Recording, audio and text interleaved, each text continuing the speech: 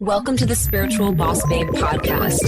If you're a woman who is ready to step into your power and manifest a life and business that sets your soul on fire, then you are in the right place. I'm your host, Stephanie Bellinger, and I'm a mindset and success coach for spiritual entrepreneurs. I am obsessed with helping my fellow soul sisters shine their light and live out their purpose so they can experience more magic in everyday life. We all have a special purpose here, and we're meant to share our message and gifts with the world. You deserve to be fully supported emotionally, spiritually, and financially from doing your soul's work. Together, we can make a massive impact in the world, and it's time. So let's do this.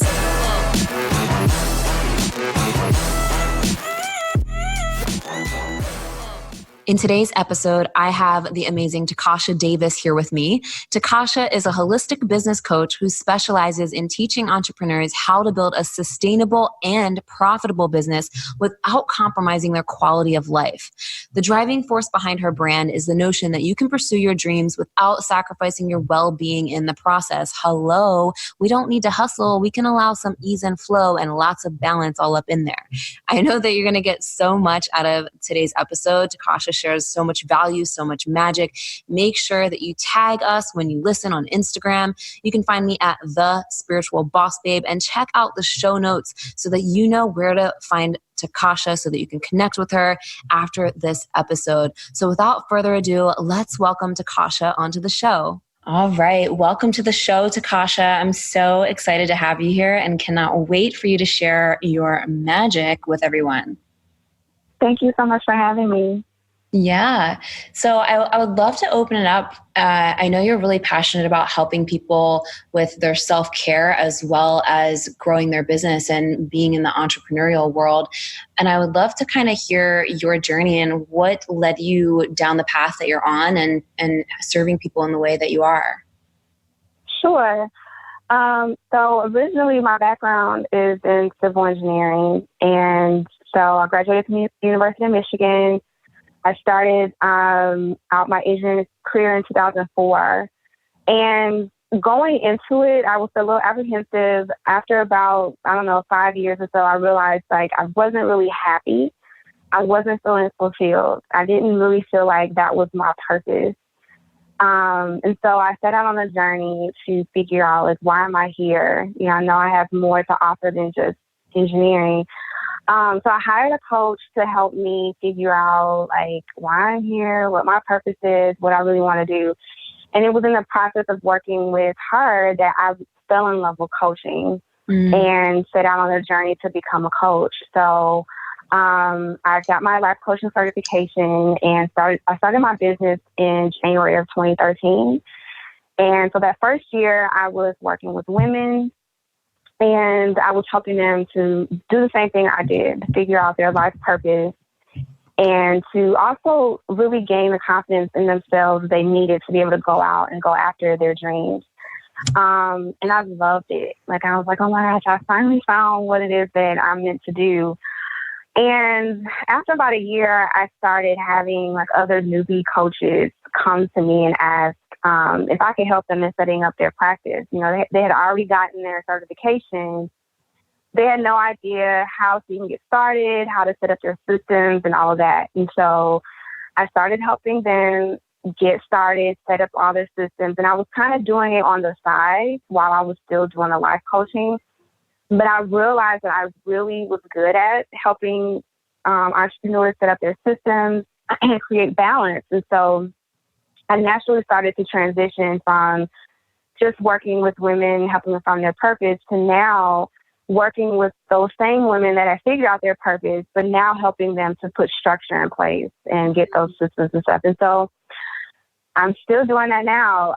But now I have more of an emphasis on really making sure that you have the proper work-life balance and also that you're really taking care of yourself, because being in business, especially when you're doing a business that you feel like you've been called to do, it's really easy to throw your all into it and totally neglect what it is that you need. And we are our number one asset, and so we have to take care of that, because if we're not here, if we're sick or whatever, our business cannot run. we're the visionary. So I really felt like that was really important. So I really placed that as a high priority with my coaching along with the systems. I love how you're combining the two and like really using your gifts to the fullest capacity, like with helping people set up the structure to their business, but also making sure that they put themselves first. And I think it's really inspiring that you've been led to doing what you're doing now and helping people in this way. What do you feel like led you to expand on the self-care aspect? Was there something in your journey where you realized like, oh my God, I'm getting so burnt out from this? Or, where did that piece come in? Because I know that's something that you're really passionate about, and it's a big part of what you do. Yeah. It was like midway through 2014, I got really sick. And I was in a health crisis, and I realized like, okay, the way that I'm approaching business is just not sustainable. I wasn't cooking for myself. I was eating fast food all the time. I was hardly getting any sleep. I wasn't exercising. And then on top of that, I wasn't spending time with the people that I really cared about. And so I had to make a choice. It was like, okay, either I'm going to change the way that I'm doing things and, or I'm not going to be here.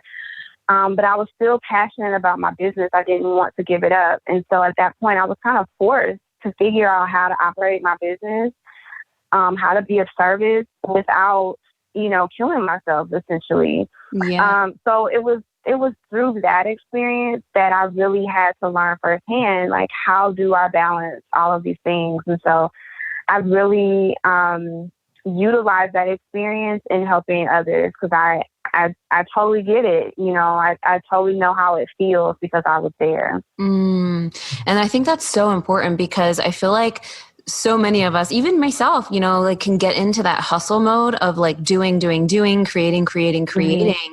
And so, cause it's like, we're trying to grow our business, you're trying to get to the next level, all these things. And so it sounds like your body was like, hey, hold up, we gotta break. But was it hard for you to do that? Like, what do you say to people who are like, they're really in that place of hustle and like trying to make shit happen? What do you like, how do you kind of walk them through like finding that balance and saying, hey, actually you come first, and trust that things are going to work out as long as you put yourself first and have these things in place? Yeah, I think a lot of times, one of the things that I used to say to myself was, once I reach a certain level of success, then I will take care of myself. I kept thinking, just be a little while longer, and then I'll just do this. I know this is sustainable, but just a little while longer. And what I had to realize is that you don't know when you're going to reach that level of success. It could be, what if it takes 5 years for you to get to where you really want to be? Are you really going to live this way for 5 years? Another thing I realized is that, self-care is not just a luxury. I was treating it like it was a luxury. And that's why I was able to, in my mind, put it off till later. But really, it's a necessity. There are so many studies that have been done that talk about like how necessary it is to get the proper amount of sleep and how it really does affect your performance. So if you are the CEO of your business and you're not taking care of yourself properly, you are not showing up as the best that you can. So you're not showing up 100%. You might just be showing up 70%. And so think about like the days when you're really tired and you're trying to get something done. It takes so much longer to get something done when you're tired as opposed to when you have all of your rest. So I just really, kind of show them, like, you're really shortchanging yourself when you're doing this. You think that you're getting ahead by cutting back on your sleep or whatever, but really you're not. So once they kind of get that and they see that, then they're more open to learning how they can incorporate ways to take care of themselves better. I think sometimes we have this idea that self-care is just all about bubble baths and massages and getting your nails done. And I mean, that can be self-care, but that's not really what it means. It means really giving yourself what you need to be your best. Yeah. You know what I mean? So that could mean like carving out time to read a book or going to bed an hour earlier or giving yourself a day off. There's different ways of giving yourself what you need. Eating a healthy meal, drinking more water. So it doesn't have to be this the spa, idea that we have. And it doesn't have to take a whole lot of time either. So once I kind of talk to them about that and help them to see it doesn't have to be that hard, then they come around to it. Yeah, I think it's really powerful that you said that a lot of people, and even yourself thought like, oh, well, when I have this or when I reach this level of success or whatever, then I can do this. And I think that that's a really powerful point because, I talk about that a lot where it's like the have, do, be model, like, oh, when I have it, then I can do this and then I can be happy. But really it's the other way around. We've got to be it, like first, be energized, healthy, happy. And that comes from that self-care and having that balance. What are some things that you like to do? Say that. I'm sorry, I didn't hear the question. What are some things that you like to do for your daily self-care routine? So number one thing I love is going to the gym. I was never that girl. I've always been kind of thin. So, in high school, I was an athlete. I was on the swim team. But as an adult, I was never that girl to go to the gym and lift weights. Like, I would do yoga or I might go for a walk or whatever. But I was just like, no, I don't want to do that, But then recently, I started to really get into it. I was like, oh my God, this is amazing. Like, it just makes me feel so good. It's like a therapy session for me. And it's like, it really clears my mind. It's my time to get away from everybody and everything. And I can just jam out to my music and just lift some heavy, heavy weights. Like, I love it. Like, it just makes me feel so good. So I have decided, like, this is it. I'm doing this every day. Well, not every day, but you know what I mean? Like, this is a consistent thing in my life. And so I love to go to the gym. I also like to carve out time to read. So I do make sure that I get my reading in. When I was younger, I used to read all the time. That's like when we become adults, we hardly do that anymore. So I love to do that. I also make sure to carve out some off time during the week where I'm not focused on work, where I'm not focused on my business, where I'm spending time with my family and friends, like very, very important. And then also I would say I like to do things that help to like prepare me for success during the week. So, I order my groceries to be delivered. I hate going to the grocery store. I used to do that. So like one of my things is like I want to eat home cooked meals, but then if I don't like going to the grocery store, then that was kind of like a blockage for me doing that. So I was like, okay, why don't I just order them? Because Amazon is great. So I do that. And I make sure to like prep my food for the week so that I, know that I have healthy foods on hand. So I'm not, reaching for Grubhub or, like trying to order something. I'm a big planner. So whatever I can do to plan ahead for the week, I make sure to do that. And it just makes my week go so much better. And then lately, my newest self-care thing that I love, so I started listening to Calm, the sleep stories that they have. I don't know if you've heard of that. But it's essentially like bedtime stories for adults. So when you're going to sleep, you listen to this bedtime story through the Calm app. Oh, yeah. It's amazing. I've heard of that. I just started doing it this week, and I'm like, okay, this is my new thing, my new bedtime ritual, because sometimes I do have a hard time going to sleep, and then that presents a problem when I'm trying to get all my sleep. So I always try to find ways to make my bedtime rituals really good so that I can get, that full amount of rest that I need. So that's my new thing, the sleep stories. I love that. I love that so much. I'm going to have to check that out. I have heard of it. I've seen ads for it, I feel.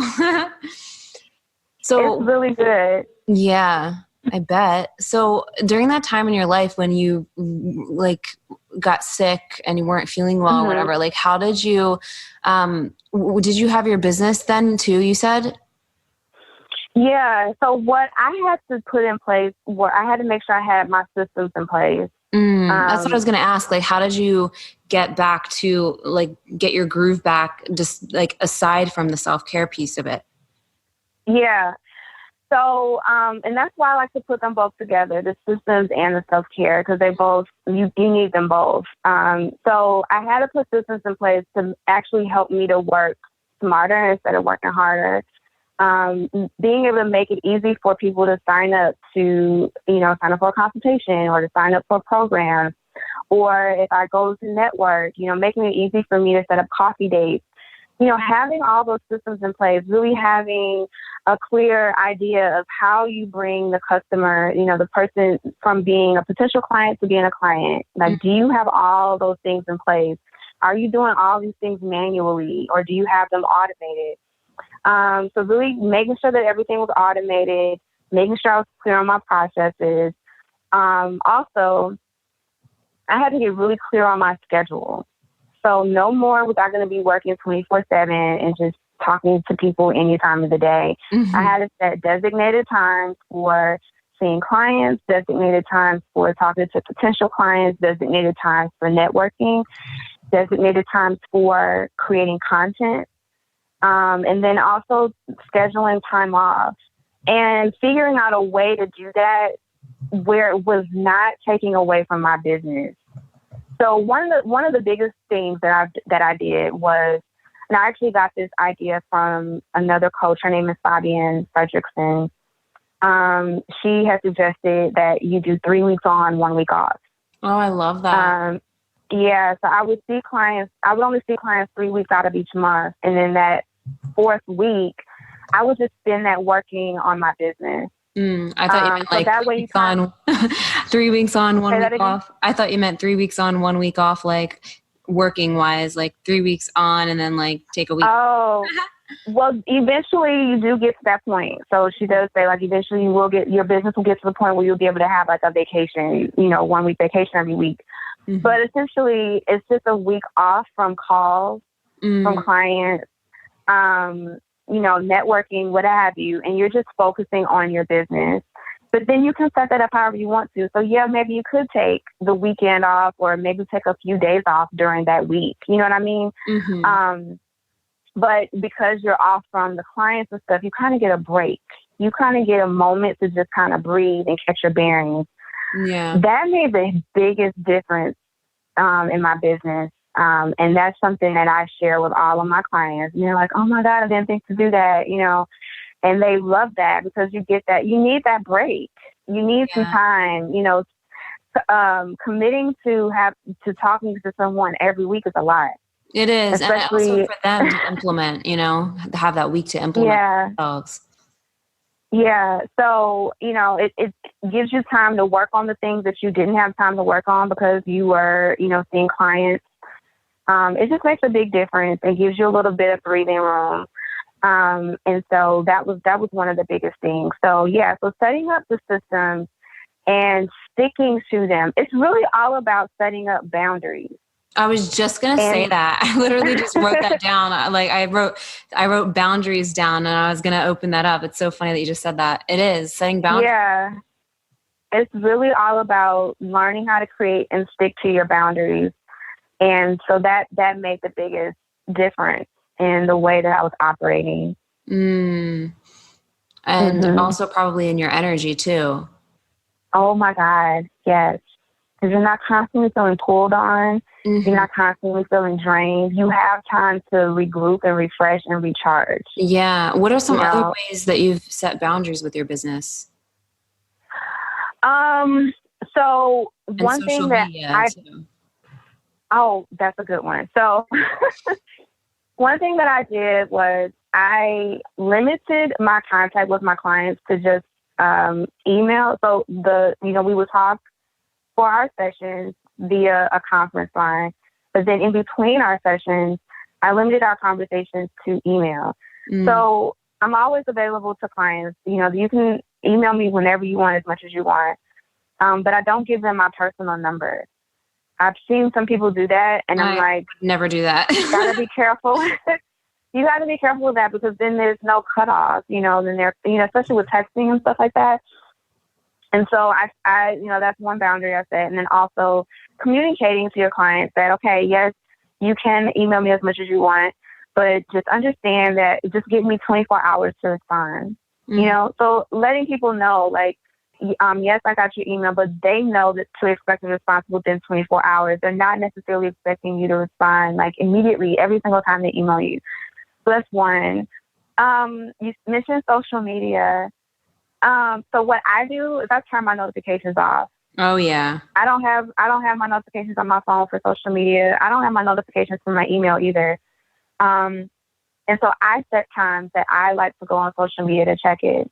Mm-hmm. So that way I'm in control and it's not necessarily controlling me, because there have been studies done on that too, on being distracted. When you're distracted from your work, it takes, and I'm probably misquoting this, but it takes like 20 minutes to really get back in the groove. Mm-hmm. So imagine if every time you're getting distracted and then you're trying to go back to your work, imagine how much time you're wasting. Yeah. So I do that too. I set boundaries with social media. My email, I only check it twice a day. Mm-hmm. Now there might be some times where I'll check it more than that, but I have it in my schedule. This is when I check my email, and I try not to go around that, because we're getting email all day long. Yeah. Same thing with the social media notifications. So if you don't set that boundary, then you're like constantly distracted. Yeah. And it can become such an addiction too. Oh my God, yes. Yeah. Instagram is dangerous. I know. It really is. So what are some other ways where you that was helpful for you to put systems into place? Because I know a lot of people listening are, growing their business, whether they're just starting out or whatever. And I'm curious, what that looks like, if you can share some of the systems that you have put in place specifically that really help your business kind of feel more in flow. Okay.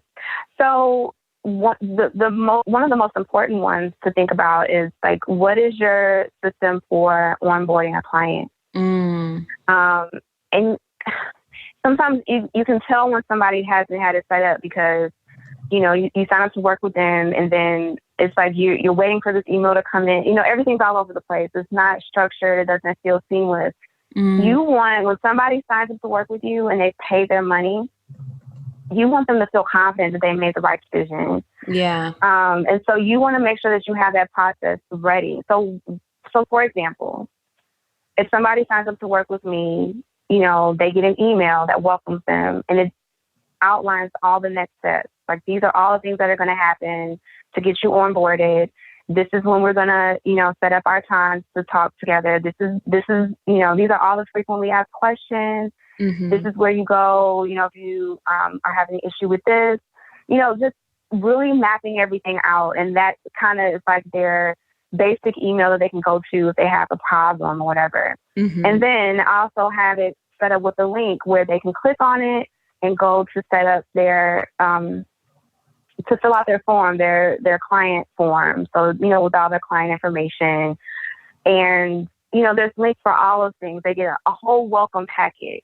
So you want to think about what do you want your client's experience to be when they come on board with you? How do you want them to feel? What are all the things that they're going to need to get started with your program? And so answering those questions, you can put together your process and set it up so that it's automated. So I can be anywhere. I don't have to be at home on my computer to be able to send somebody their welcome packet. I already have the email typed up, and I have it in my Evernote. I just go copy and paste it into an email. All the links are there. And then I can send it to them as soon as they've made their first payment, and they can go ahead and get started. I already have my automatic payment set up, So those are the things that, and that's just the client onboarding system. Having all those processes in place so that it's seamless, it's easy. You can do it immediately after the person signs on. And so then we go from there. We look at, okay, what is your process to take somebody from a prospect to a client? There's that process too. How do you set up your time management? One of the number one things that, I help people with is their time management, and really finding a way to have their day flow where it really maximizes when their energy is at its best. Some people get the most done in the morning. Some people get the most done in the evening. Some people are afternoon people, And so, setting up your schedule so that it really honors your values personally and with your business. So we set up that. I'm sorry? I said I freaking love that. Yeah, like it just makes a difference. Then we look at like how are you marketing yourself? And really, I'm not a marketing expert, but just getting clear on like, so do you want to do blogs to market yourself? Do you want to do speaking engagements? Are you going to use social media? So depending on like the main ways that you want to market yourself, then we'll talk about, okay, while you're marketing yourself in this arena, how are you going to pull in people into your funnel? And when I say funnel, I mean a way to funnel in prospects and help them to become clients. So, for instance, if you're going to do a podcast, are you going to invite people to your email list? And if you are, do you have that system in place? So what is your free offer? Do you have all these things set up? So those are all the little things, the little details that I help my clients to get set up so that it just makes operating their business that much easier so they can really have fun. Yeah. I think that this is also so important because like when you have all this stuff set up, it can sound like a lot, and maybe it is a little kind of a lot, but it's really not that serious. And it's so freaking important because once you have all this stuff set up, then you don't have to worry about as much. No. But I want to go back on something that you said about the time management. I would love for you to talk more about that. Okay. How do you, because I know myself included and a lot of people struggle with the time management, and I love how you said like it's really important for you to find a way to like have your day flow and honor your personal values as well, and like when you're feeling most creative. So I would love for you to talk more about that. Sure.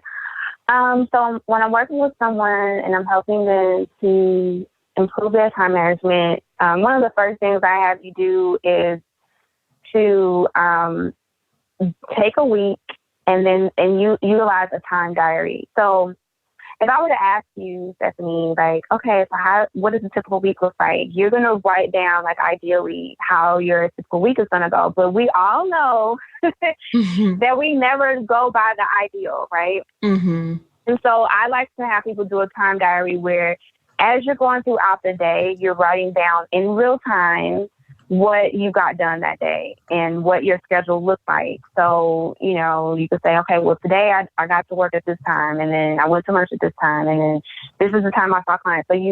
So at the end of the week, I get a realistic idea of how you really spent your time. And then we look at, and then I'll ask you, okay, what went well and what did you not like? Like, what would you ideally like for it to look like? What are the things that you're not making time for that you wish you were? We also get really clear on, I'll ask you, what are your values? So what is important to you? What is important at the end of the day or at the end of the week or month or year? What do you want to have devoted time to? So that could mean like I want to spend time with family. I also want to have time for my spiritual practice. I want to eat well. I want to exercise. We'll just go down the whole list. And then we'll look at like where you haven't had room for some of those things. And then I help you to rearrange your time. I'll ask more questions to get clear on like when your energy is at its highest. Get a better understanding of like why you're having certain blockages, certain obstacles, and then we'll work together to create a whole new schedule for yourself based on all the things that we've talked about. And then I give you 2 weeks to just kind of get a feel for it and try it out because, again, sometimes what we think ideally is going to work, we'll try it out and be like, well, actually, this doesn't work so well. So I give you a couple of weeks to really try it out. And then after that, we come back together and we talk about it and like, okay, what went well, what didn't go well, and then we tweak it. Yeah. But it is absolutely my favorite thing to do. I absolutely love to do it. What, the time management stuff? Yes. I love the questions that you presented, like the how to keep track in real time, what went well, what wasn't ideal. I think that's like, those are some really powerful questions. So for those of you listening, write those questions down, because I did. But yeah, because it's like, initially people are like, I do not have time for this. Mm-hmm. I don't have the time to do this. I'm telling you, it's not going to work. And then after we're done with the session, they're like, oh my God, how did you do that? Like, that's amazing. So I love being able to say, yes, we can figure this out. I feel like it's just like with your financial budget. You know, a lot of times we think, oh, I can't afford this, or I can't afford that. And I think that there are sometimes legitimate times where we can't afford something, or we really don't have the time for something. Mm-hmm. And then you have to ask other questions like, okay, how can I create more time? Mm-hmm. You know, it might be something that you have to work towards, but majority of the time you can afford it.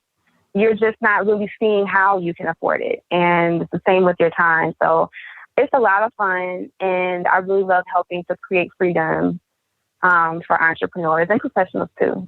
Yeah. And I think that that's probably one of the most important things is our time, because we never get our time back, you know? No. So it's like making the most out of your time and doing shit that lights you up and working when you feel most creative. When do you feel most creative? Mm-hmm. I feel most creative in the morning. Hands down in the morning, when it's like, when my mind is fresh.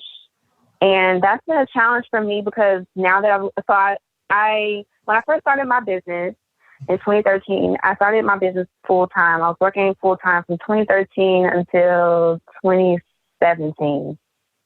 So I didn't return to corporate America until, actually, no, it was at the end of 2017. So the past 2 years has been quite the adjustment for me, because, you know, I have to be at work at 7.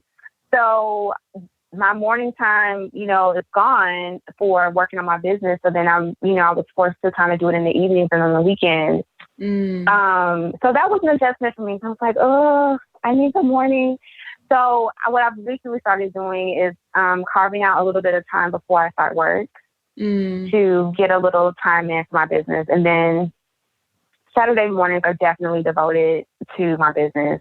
It's my favorite time. So yeah, the morning when I'm fresh, before I started anything else, that's when I like to get my writing done. Yeah, it changes for me. I feel like I'm more creative in the evenings, but I still do things during the day sometimes. I don't know. Okay. I think evenings is like more for me. Okay. It's interesting because I'm a night owl. I can easily stay up late at night, but to try to be creative, I can't do it. I have to save it for earlier in the day. Mm-hmm. So yeah, so interesting. Yeah. Well, I guess it depends. Like for me, after I do my workout, I know you love working out, you said. After I do my workout, I actually feel most creative after my workout. So whenever that is, I feel really creative. And then I guess later in the evening, because I'm like more, I guess, just chilling out, I get that creative nudge. Okay. Yeah, it depends. I mean, sometimes I can get into that groove in the evening, but after working a job, once I'm done and then I go to the gym, I'm pretty much exhausted and done for the day. Mm-hmm. I can do research in the evening, you know, I can do other things, but if it's like me having to write a blog or a newsletter, it will probably be better the earlier in the day I do it. Yeah. What is your vision and mission like going forward? Like, what does your next level of your life and business look like for you? What are you working on or working towards? So 2 things. One, I have a book that I want to write, and actually, it's going to be a planner / devotional. Because, you know, planner, that's all me. I love to plan. So I definitely want to say the planner. Because you know how it is, like when do you like planners? Do you use a planner? I journal. I don't use a notebook planner. I did. Okay. I went days and I'm like, I always write shit in my phone. Okay. Well, I used to have a planner, like the old school planners. And so planners are great, but it's like no matter what kind of planner you get, there's always some little aspect of it that you wish was different. You know, you wish you had a little bit more pages for notes, or you wish you had a little bit more room for your calendar. So I'm really excited to finally be able to create like the perfect planner. But then I also am excited about it also being a devotional. So I want it to be something where entrepreneurs and professionals can use to plan out their year, plan out their weeks and months, but also draw inspiration from it. So I'm really excited. I'm working on that right now. And then second thing is, although I am certified to be a life coach, I'm not certified through ICF. So I'm actually preparing to get my ICF certification next year. And I want to start focusing a little bit more on executive coaching. I see some need within the professional arena. So I want to expand to not just helping entrepreneurs, but also helping professional women and some men in the corporate arena. So I'm really excited about expanding in that area, especially since now that I'm back in corporate America, I'm like, okay, I see how I can expand my business to help, you know, in this arena as well. So those are the two things that are in the works over the next few years. So I'm excited. I love that. It sounds really exciting. All of it. Thank you. And I love the planner idea. Yeah, I'm really, really excited about that. Like, I can't wait to get that together. So good. So is there any last words of wisdom and motivation you would like to share with anyone out there who is like really just working on growing their business, turning their dreams to reality and making shit happen? Is there anything else you want to say? Yeah, I want to emphasize the point that self-care is not something that you have to earn. It's something that you deserve. It's something that's very, very necessary so that you can be at your best. And also, I like to say that, you know, God has called you to do and operate this business that He has destined you for success. He's going to give you everything that you need. So those are my two main words of wisdom that I want to share today. I love it. Thank you so much. That was amazing. So where can people find you and check you out and connect with you? Yeah, so my website is at CoachTiko.com. It's CoachTiko.com. And you can find me on Instagram, Twitter, Facebook. I'm mostly on Instagram at Coach Tiko. And yeah, that's where you can find me. Awesome. I'll leave your links in the show notes as well. So guys, you got to check out Tikoshia Davis on Instagram, her site, all the things. And make sure you tag us when you listen to this episode so that we know. Come hit us up on Instagram. And Tikoshia, thank you so much for sharing your magic and sharing all of this value with us. It's been amazing, and it's been awesome just having you on the show. Yes, thank you so much for having me. I had a great time. Yeah, thank you. Thank you so much for listening to today's episode. If you loved what you heard, please be sure to leave a review on iTunes and hit the subscribe button. If you want extra motivation to manifest a life and business that you're obsessed with, then find me on Instagram at thespiritualbossbabe or visit spiritualbossbabe.com. I love you and appreciate you so, so much, and I'll see you in the next episode. I hope you have a magical day.